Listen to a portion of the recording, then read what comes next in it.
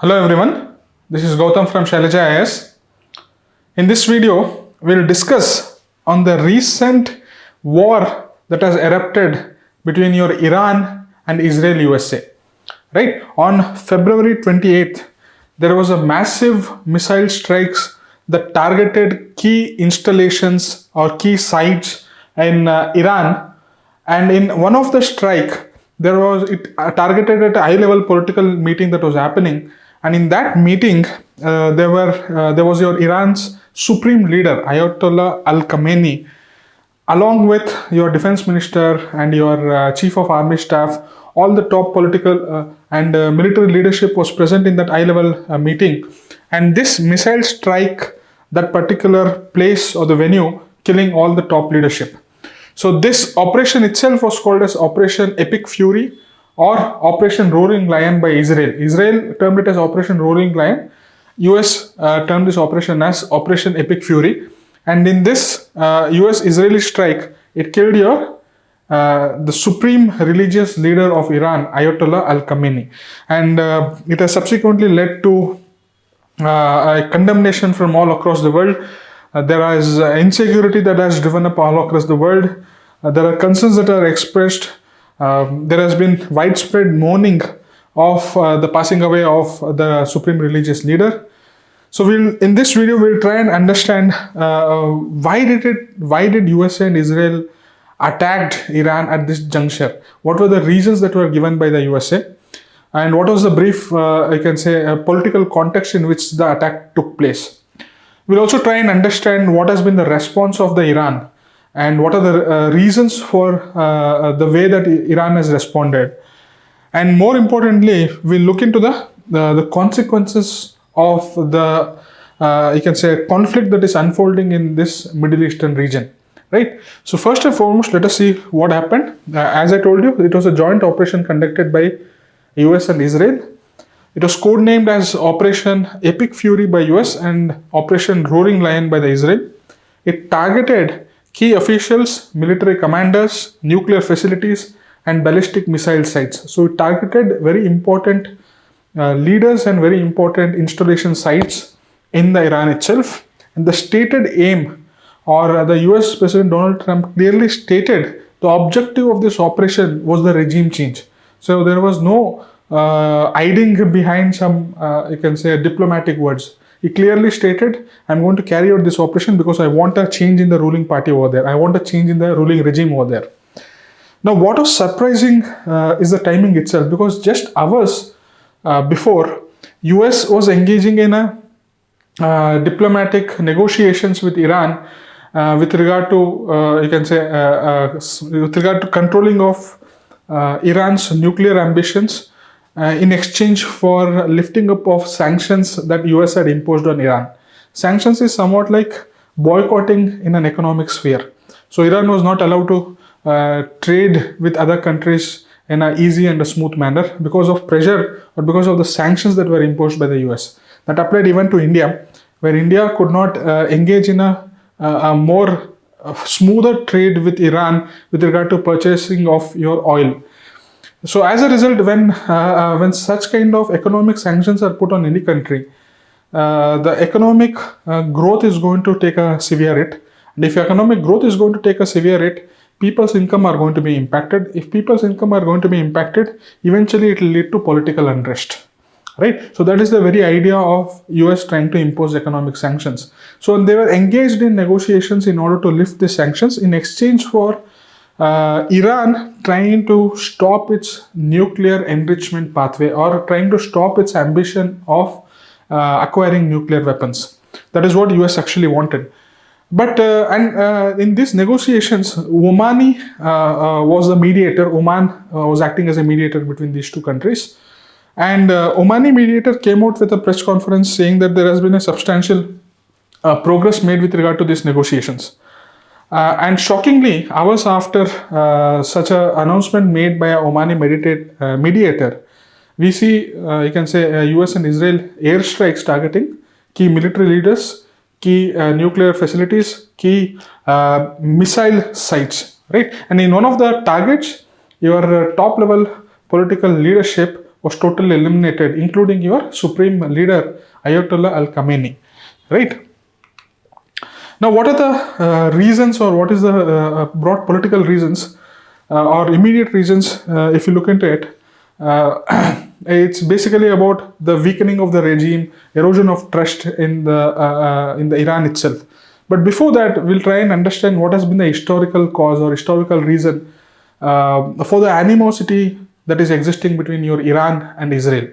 You can all trace it back to 1979 Islamic Revolution, which established a theocratic state.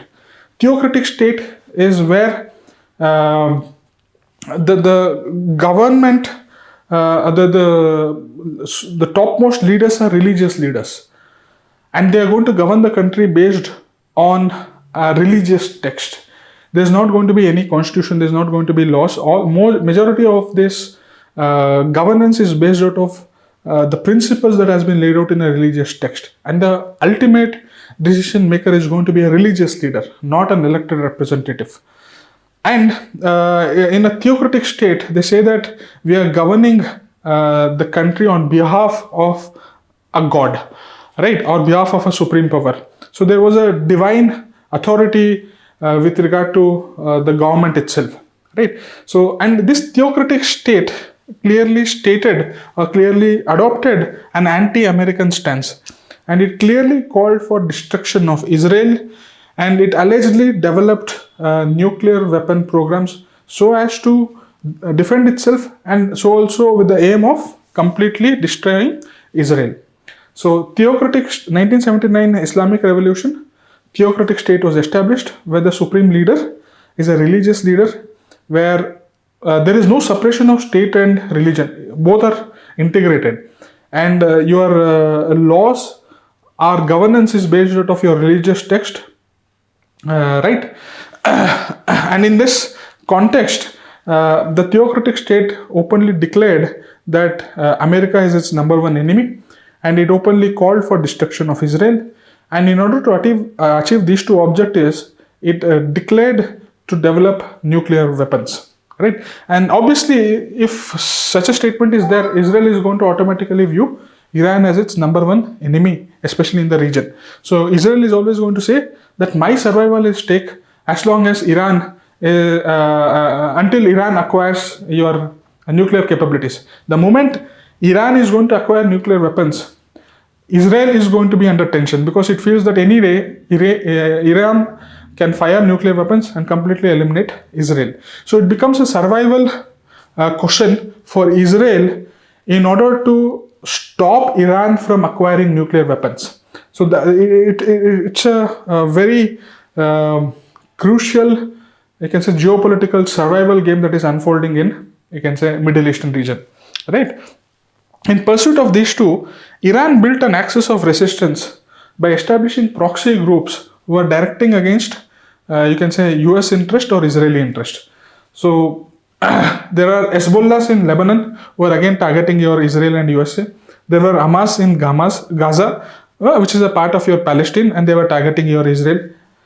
Houthis in Yemen, again targeting your Saudi Arabia, who is an ally of your US, and other militias in Iraq and Syria. So Iran, in order to achieve this objective of trying to eliminate Israel or trying to scuttle or destroy the US interest in the region, had developed proxies in that particular region, in your Lebanon, in your Iraq, in your Syria, in your Yemen, and in other parts, right? And therefore Israel, for it becomes a security dilemma. So as long as Iran does not acquire nuclear weapons, Israel feels safe. The moment it acquires nuclear weapons, Israel might be under danger of survival or existence itself, right? Now that has been the nearly 5-decade-long tension that has been present in the region itself, and there has been multiple attempts by Israel in order to stop or destroy or deviate the Iran from acquiring nuclear weapons. So with the very famous case is about your Stuxnet, which was a virus which infiltrated into the Iran's nuclear program, and somehow disrupted its, you can say, growth, somehow disrupted its, you can say, evolution. We have also seen or heard stories about Israel intelligence agencies targeting nuclear scientists of Iran and eliminating them. So it has been a 5-decade long, you can say, war that has more or less continued because of the underlying survival thing. But in the recent year, rather than Israel and Iran engaging in proxy fights, earlier they used to always fight amongst each other through their proxies, like Hamas, Hezbollah, Houthis, right? Through the proxies they used to fight war. But in 2025, there was a direct conflict, direct attacks between Israel and Iran, and there was a brief 12-day period war between Israel and Iran. And eventually a ceasefire was brokered, eventually peace was there. And in December 2025, there was massive protest on the streets of Iran. I have made a separate video on the protest that was unfolding in Iran, what are the underlying factors and what are the consequences of it. And that created a fertile ground for US in order to go for this Operation Epic Fury, whereby it wanted to eliminate the top leadership, decapacitate certain nuclear sites, and ask for a regime change. So historical context is about the arch enemy or enmity between your Iran and Israel.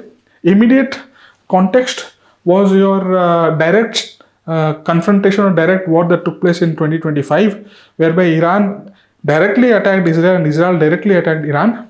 And the 2025 December protests that unfolded in Iran felt that the regime is not having the support of the people. So if we attack against the regime now, it may not receive the overwhelming public support that it used to have earlier. So it was in this context that US undertook this particular operation. I hope you're getting an idea. Because why do you need this, you can say, protest-like situation in Iran? Because the moment people are not happy with the regime, and at that point of time you're trying to eliminate the regime, so people will be more or less not revolting against the US itself. Because we have seen some of the Iranian migrants who are staying in USA or in other parts celebrating this operation. On the other hand, there are Iranians who are taking protests against such action by the US itself, right? I hope you have got an idea about this particular aspect, right? And nuclear program has always been the flashpoint, because US wanted Iran to stop its nuclear program, but Iran says that I cannot stop my nuclear program. It is necessary for me in order to have the deterrence effect against the Israel itself, right? So the flashpoint has always become your nuclear program. Even in the negotiations, US was always insisting that Iran stop its nuclear program, but Iran was adamant with regard to not stopping its nuclear program. It clearly had identified that developing nuclear weapons is the only insurance against USA and Israel attacking against them. Okay, but now this entire domestic civil unrest that took place in Iran in December 2025 and early 2026 created fertile ground for US to intervene directly, right? Now, what has been the Iran's response? Iran's response has been actually very, very severe, and we need to see how the events are going to unfold. Some of them are giving predictions that it is the start of World War III, because no one expected that a religious leader or a top leader is going to be eliminated, because negotiations were already taking place and there were hopes that Iran is going to come to table and arrive at some sort of an agreement.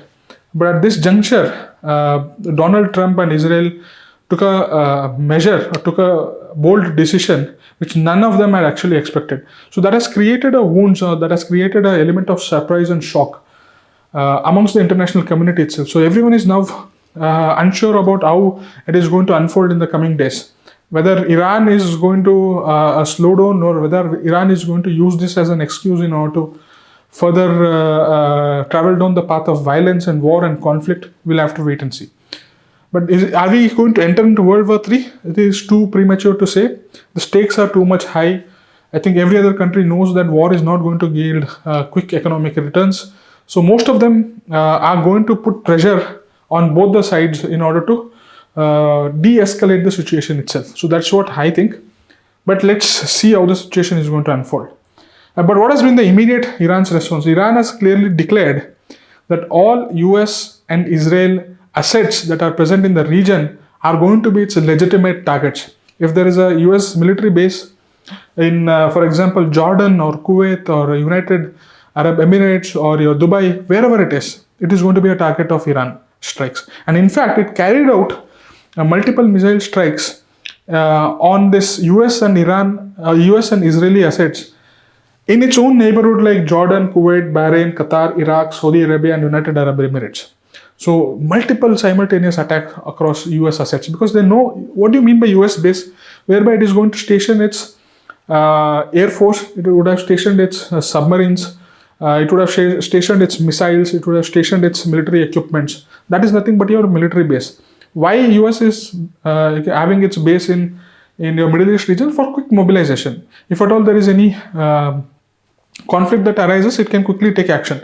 For example, this was a very good opportune moment for US. It felt that all the top leadership are convening a high-level political meeting in one place. So it immediately took an action, flew a missile and launched it at a particular site, right, which killed the entire top political leadership, right. So in retaliation, Iran has clearly stated that war has now been declared by the US itself. It says that now it is a proper declaration of war, and the US has first fired its missile. So we are now entering into an arena of war, and it has targeted all the US and Israeli assets in the region. So no country is safe, no Iran and no Israeli and US assets are safe across the world. Even Indian Ministry of External Affairs sent a warning to all our, you can say, police authorities that US and Israeli assets needs to be safeguarded or needs to be closely watched into with regard to any movements, right? And the Leadership Council has now been formed so as to maintain the state continuity. So Iran also clearly knows that now there is a political power vacuum, and this can be exploited by vested interest. So they have immediately formed Leadership Council, so that now soon they are going to appoint, you can say, leaders, and soon they are going to appoint or elect or anoint the top supreme religious leader of the country itself. Right? So they are going to ensure that state continuity is going to happen. They are not going to leave that power vacuum to continue for a prolonged period of time, because it is not going to be in their interest. We need to have a leadership so that the decisions are taken. Because now the existing leadership has now been wiped out. They need to establish a new leadership as quickly as possible, and Iran has constituted a council in order to fill this leadership vacuum. And clearly Iran has stated that I'm now going to externalize the conflict itself, because Iran's survival is at stake. Because US has clearly stated that I'm going to go for regime change.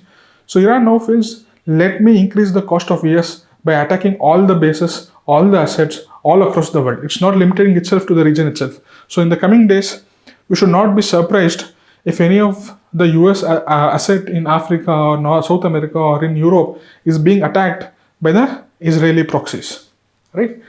And Houthis who are in your Yemen, who are creating tensions in your Red Sea. Red Sea is an important maritime trade route. Who are creating tensions over there. Now they have rejoined the conflict. Earlier they were undergoing a ceasefire. Now they have rejoined the conflict itself, right? Iran has also clearly stated that whatever measures it is taking, and it is a form of self-defense as per the international law. So it has invoked Article 51 of your UN Convention, and it has clearly stated that we have not started the war. It was the US which started the war, and whatever actions I am taking is a part of self-defense. You don't call it as an aggressive action. So I am not an aggressive, I am not an initiator of the war itself. It is the US which started this war, right? And finally, underlying all these things, they are reframing the response in a very ideological manner. They are saying that the killing of their supreme religious leader is considered as a declaration of war on all Muslims. Obviously, any religious leader, people are having a deep connect with that religious leader. And if you eliminate that religious leader, lakhs and crores of followers are going to be deeply hurt. So as a result, whatever is the response that the current leadership is taking by targeting all the US and Israeli assets, they are framing it as the entire war as a war against the religion itself. It's not necessarily a war of the religions. It's a deeply a political game that is unfolding, but they are framing it in such a manner that it's a deep ideological religious war that is happening in the region, right? So now what do you think are the consequences of this? So far we have understood what are the reasons that the US gave for the strike, or the broad factors which led to this particular strike. We have also understood what has been the response of the Iran. Okay, so how they are trying to frame it in an ideological, religious manner, and how they are going for a multi-pronged attack, an external destabilization of the US itself. Now, what are the consequences of it? First and foremost is the proximity of Iran to the Strait of Hormuz. Okay, which is again important maritime trade route, and that is now going to come under, you can say, constraint. Iran is now going to control the Strait of Hormuz, which is a critical choke point. Nearly 15 million barrels per day flow through this particular Strait of Hormuz, and eventually the supply of the oil is going to be disrupted. Once the supply is disrupted, the price is going to increase, and once the price of oil is increased, the crude oil is increased, it is going to spill over into all other aspects of your economy.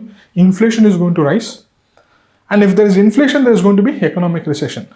See, one act and one choke point, that is your Strait of Hormuz, leads to increase in disruption of oil supply, leads to increase in oil prices, leads to a spillover effect on the goods and services of all other prices, and price of goods and services in the entire economy, inflation, and inflation leads to recession, right?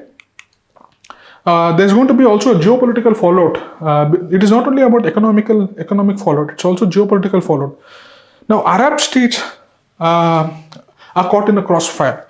So Arab states, since they were earlier under the security umbrella of the US, now they are doubting if we can completely rely on the US, because now it is facing all the strikes by the Iran.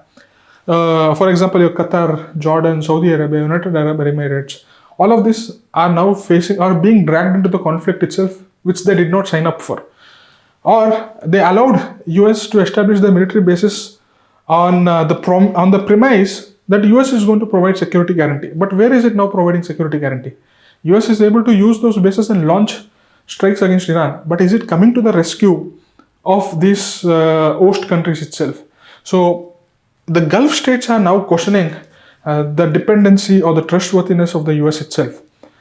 So it might consolidate all the Arab states and the Muslim states to come together and act against the US. So that might be one of the possibility in the coming days. Or the Arab states might ask for a more robust security guarantees from the US in exchange for allowing their country to host your military bases of US, right? So that is one of the important aspect. US diplomatic credibility is now going to be questioned, because just hours before they were engaged in high-level negotiations with the Iran, and now they are going to everyone is now going to doubt if US is really interested in having a negotiations and taking a diplomatic path, right? So the credibility of the US itself is going to be questioned in the coming years, right? And the incentive for nuclear proliferation, the incentive for acquiring nuclear weapons is going to get much more stronger, because all these enemy states are going to think that the only way that I can resist USA is if I have nuclear weapons. If I have these nuclear weapons, that US will not be taking such kind of a drastic measure. So the incentive for nuclear proliferation and nuclear weapons is going to be further entrenched in the coming years. Also, in one of the, you can say, airstrikes by US and Israel, a primary school having, I can say, 10-year-old, 12-year-old girl children, it was targeted and it was completely hit.